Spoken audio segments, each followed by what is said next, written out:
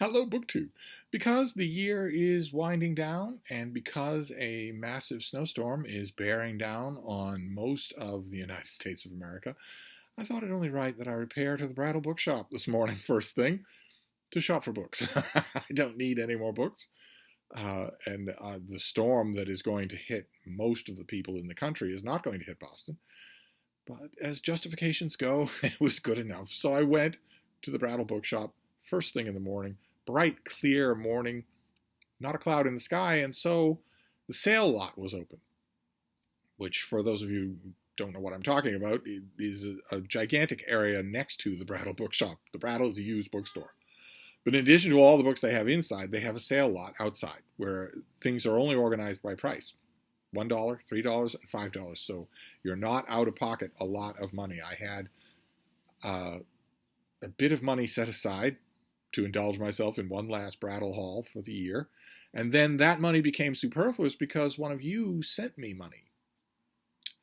There is no rule. I made a rule on this channel about not sending me books, but I did not make a rule about not sending me money, and one of you sent me a Christmas card with money in it.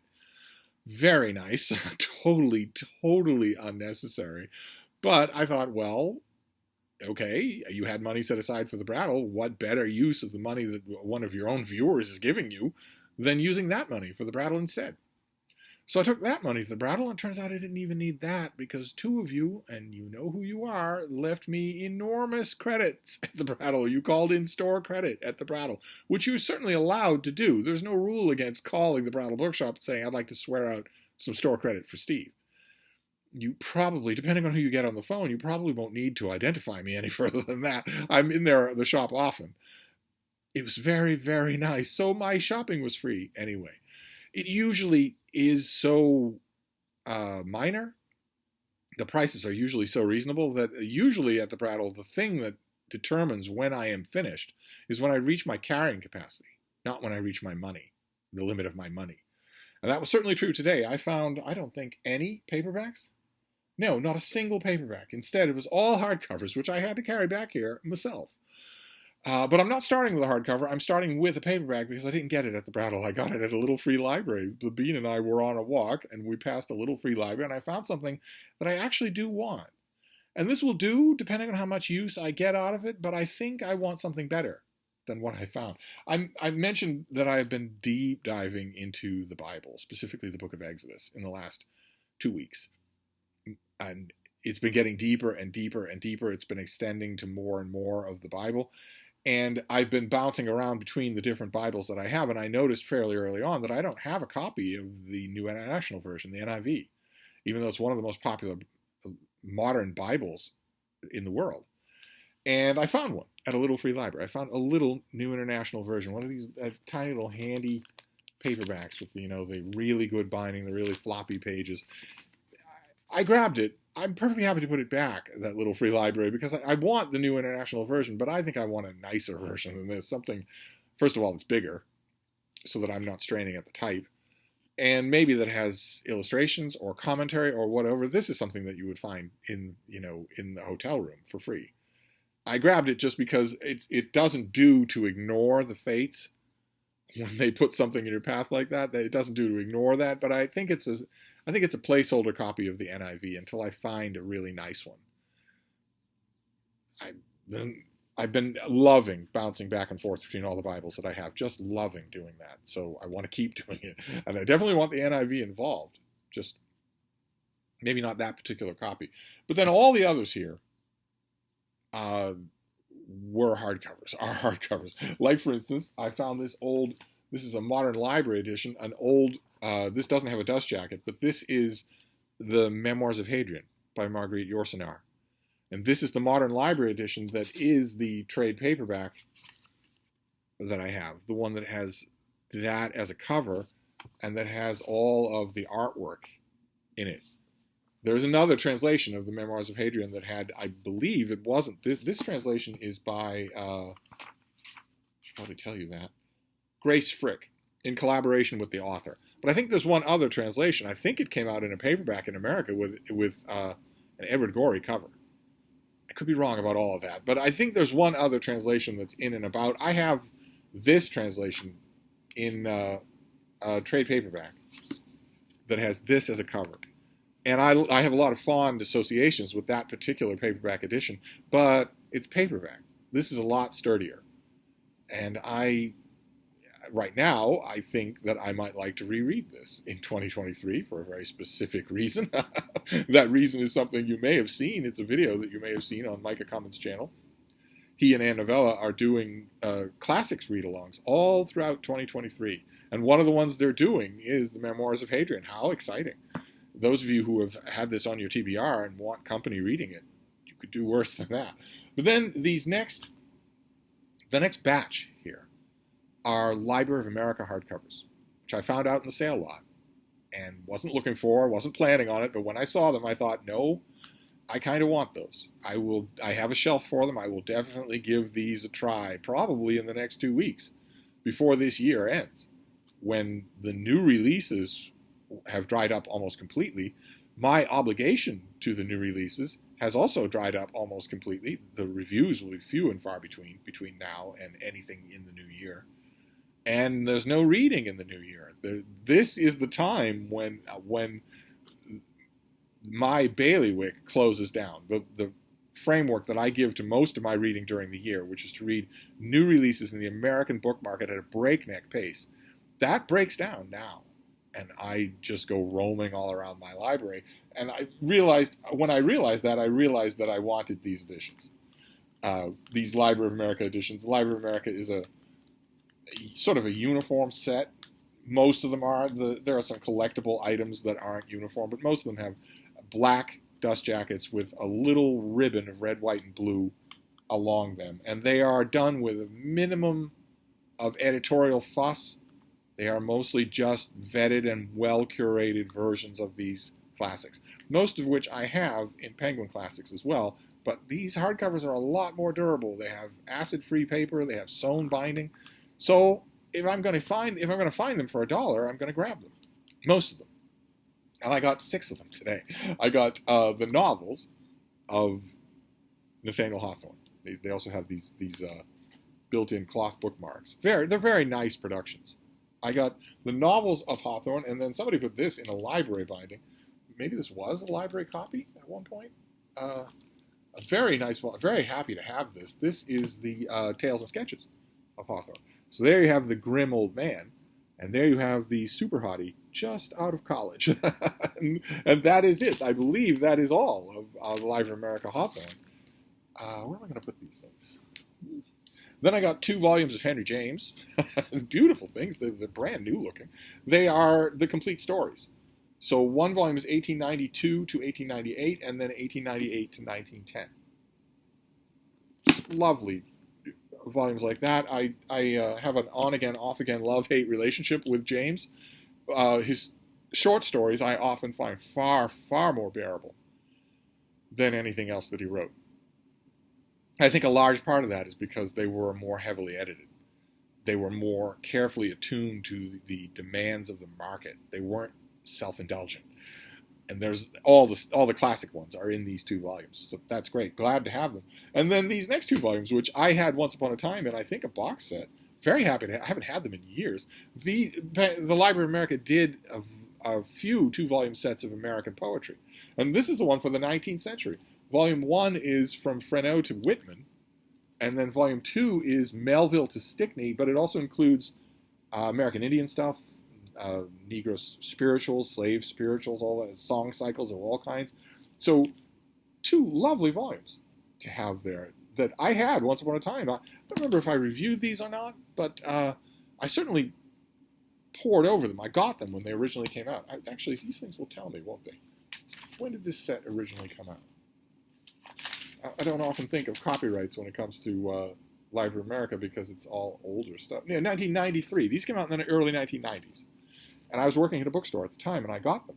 I think I got a box set of them.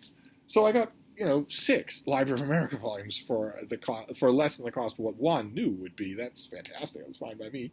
Then this is an author I love. I would like all of this author's work. I've never found e-copies of them. And the hardcovers and paperbacks that I found have usually been in battered condition because 2 generations ago, this author was beloved, and his books sold and were read and treasured and reread. So finding a hardcover with a dust jacket in this kind of shape, overjoyed to find it. This is the author is Edward Rowe Snow, and this is The Romance of Boston Bay. But he wrote a bunch of books on Boston. Oh, it actually tells me here: Storms and Shipwrecks of New England. I think Mark Richardson has a couple of Edward Rowe Snow. I think he does. Cruising Massachusetts Coast, Pirates and Buccaneers of the Atlantic Coast, and Famous Lighthouses of New England. And this is just everything to do with Boston Bay. I was overjoyed to see that it still has its map. You never see Edward Rowe Snow books with dust jackets intact. You never see that. But with a dust jacket intact and also with its ephemera, that never happens. Just never happens. So very, very happy about that. This probably sat in somebody's attic for 60 years. And I don't know if you saw, the end papers here are one of the most famous events to happen in Boston Bay, the Boston Tea Party. And there is our author smiling. So this is fantastic. Very happy to reread this. Also, it doesn't matter much to me. I know it's an article of religion to a lot of you, but this book has, that old book smell. I've never really known what to do with old book smell and old book smell fanatics, but this book has it in purified form. It is, even I find it incredibly intoxicating. Not all of them do. I don't think any of the other ones that I got today do. Then this next one is another classic. Lots of classics in this. I'm really in the mood for older, established, canonical stuff. The Brattle doesn't require that. The prices are so low that you could take a flyer on pretty much anything. But every time I've been going there recently, I think probably because of the time of year, I have been really, really interested in good, interesting editions of stuff I already know, stuff that I've lived with a long time. And that is true of this next one. This is a nice box set of The Oregon Trail by Francis Parkman. Slips out rather nicely, has these this nice design and illustrations all throughout. Look at that, how lovely. The illustrations are by Maynard Dixon. And this is a story that young Francis Parkman was a Boston historian who went on to write great works of history that are in the Library of America. I was amazed I didn't find them today. The Oregon Trail is as well, but this was a huge hit. This was not meant as a work of history. It was meant more along the lines of a work of anthropology in the saddle, where he and his friend, Quincy Adams Shaw, they were fresh out of college. They were fresh out of Harvard. They were young men, and Parkman was familiar with Indians on reservations in Maine and around, the upstate New York, that sort of thing. But he had a sense that whole world was vanishing, and he very much got the impression when he went to those reservations that he wasn't seeing that world. But at the time that he wrote that he embarked on this journey out west with his friend Shaw, was the uncle of the Shaw from the Shaw Memorial, Robert Gould Shaw, of an old Boston family. Quincy Adams Shaw is about as Boston a name as you can get. At the time when he was thinking about this, when they were both thinking about just going out west, at that time there were still indigenous peoples, indigenous cultures that were almost unaffected by white society, by white aggression, by Western society sort of encroaching on their territory and waging war on their women and children. There were societies that Parkman was right. He was right that if he managed to survive and go out there and see these people, he would be one of the last people to see and document them in the cultural state that they'd been in for millennia. So they did that. And it wasn't by any means a settled thing. They could easily have been killed.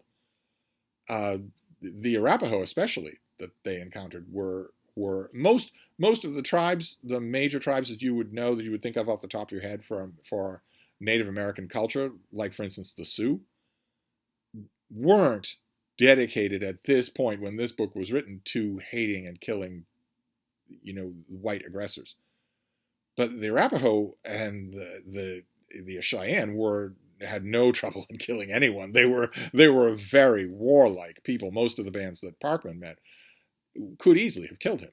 And this has all of the eloquence that Parkman later brings to his massive volumes about the contest for the New World between the English and the French. But it also has all kinds of observational stuff. I love his histories, but this is 10 times more alive than anything that he wrote. I don't think it bears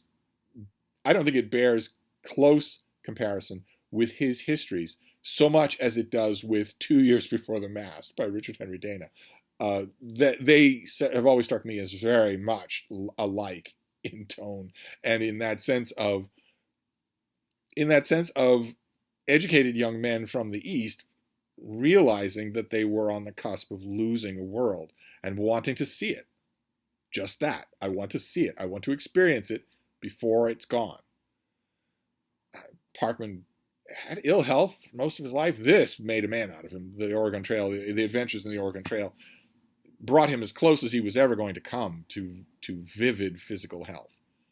He came back. He had an unexpected hit on his hands with the book, and gradually ill health crept in on him. By the time he was living in a mansion over Jamaica Pond, he was barely able to get up a flight of stairs, but with golden memories that are in this book. So very happy. I didn't have a copy of the Oregon Trail, and now I do in this nice box set. I suppose I should say who did this, right? I don't have any idea.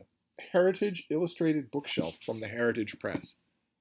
I don't know these kinds of things the way Mark or Jason do. So, but I grabbed it because this is a lovely edition for me to have. It's got nice illustrations. I like box sets anyway. Then this next one is part of a set. You can tell that it's part of a set because it's numbered. I've had it from time to time. I've had almost everything in the set from time to time, one point or another. One point a long time ago, probably 45 years ago, somebody gave me the whole set. Which is maybe that was the original misty origins of rule number 1 on this channel, which is don't give me a book, because I didn't want the whole set, to put it mildly. I didn't. But the set is the Britannia Great Books set. Really well bound, really well produced. I don't particularly like books in numbered sequence. If you have books in a numbered sequence, then book number 10 says by the number 10 printed on its spine that it is not complete. And I don't like tarring and feathering any kind of book with this book is not complete. You don't have the whole story here. But the Britannia Great Book series has lots of really good volumes in it. They're really durable. They had wide printing, so you can actually find them. Their volume, for instance, on Charles Darwin is a wonderful Darwin volume to have. Their volume on Isaac Newton. Good luck finding the stuff that's in the Newton volume anywhere else. They do a wonderful volume on St. Augustine. There are a couple of really interesting volumes of collected works of seminal philosophy, but this is the one that I've always wanted. I get it. It gets torn apart, or I send it away, and then I wait until I find it again. I have this, but I got a second copy because I don't have it in a handy hardcover like this. And this is the Britannia Great Books volume of Plutarch, which is the whole of the Dryden translation of Plutarch. It's not picking and choosing. These are double column. And this has not only the whole, the Dryden and et al. Translation of Plutarch has everything. It has all the lives of the famous Greeks and Romans. But it also has the comparison essays that Plutarch wrote for a lot of them. This is the whole of it in one volume, which is significantly thinner than the Modern Library big fat hardcover that I also have. But the reason that it's thinner is because it's on thinner paper and it's double column, which shows you what you can do if you arrange double columns. If you arrange your text that way, you can fit almost anything in a book. Then this next one, did not expect to find it. I've only read it once, and it was a bit of a to-do for me to get it, and raised a few eyebrows. But there were no raised eyebrows today at the Brattle, and it's of historical interest in a dark kind of way. This is a book by David Irving, the disgraced British historian, who was labeled in court, in public, an anti-Semite and a falsifier of history. Damning.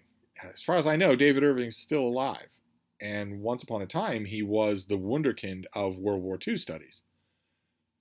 Before people started to notice that his writing was getting more and more pro-Nazi.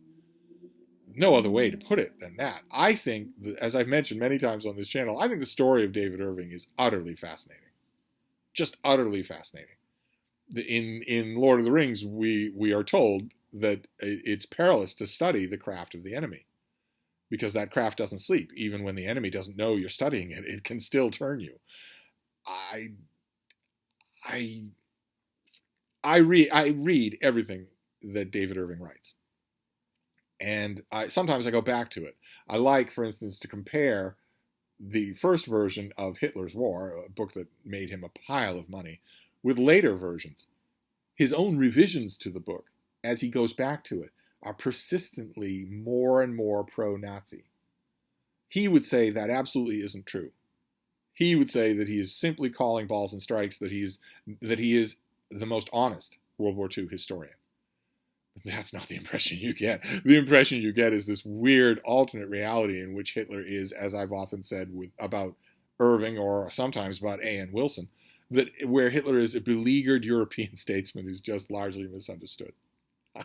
And that couldn't be more relevant in our own at the end of 2022. That couldn't be more relevant, because the leader of the Republican Party, the man who will control the House of Representatives when it is installed in just a few weeks, Donald Trump, had dinner and a series of meetings with a Nazi, with not just a Nazi sympathizer, Kanye West, but also an outright Nazi, Nick Fuentes, who is pulling Kanye West's strings and feeding him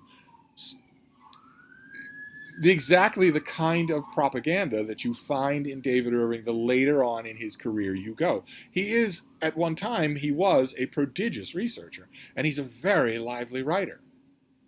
It's understandable to me that, for instance, a literary figure, a Fleet Street literary hack, just like David Irving was, like Christopher Hitchens, would have a hard time just dismissing this guy. He would have a hard time doing it. Now, in Hitchens' case, he had a harder time dismissing Irving than most people, because there, but for the grace of God. I mean, Irving's personal life, his childhood, his parenting, his household was virtually identical to Hitchens, and Hitchens had to have seen that. The taste for the limelight, the inability to write boring prose, they had a lot in common. The way they visibly draw energy from a crowd when they're talking, when they're doing public speaking. He's a complicated figure. I don't imagine that he has much longer to live, if he's alive still. And I am hoping that somewhere down the line, I live long enough to see a big assessing biography of this figure, of what happened to David Irving. And the reason why I say I hope I live long enough to see it is not just because I'm wicked pissa old, but also because I have noticed a tendency to erase David Irving from history. And that's really, really unhealthy. That is really, really unhealthy. It's bad enough that there are countries with laws on the books making it a crime to write a book that interprets the Holocaust differently than you say it happened. That's terrible. Hitchens largely objected to that, and lots of other people objected to that. David Irving is an odious example of giving people the right to write what they want. That's what free speech means.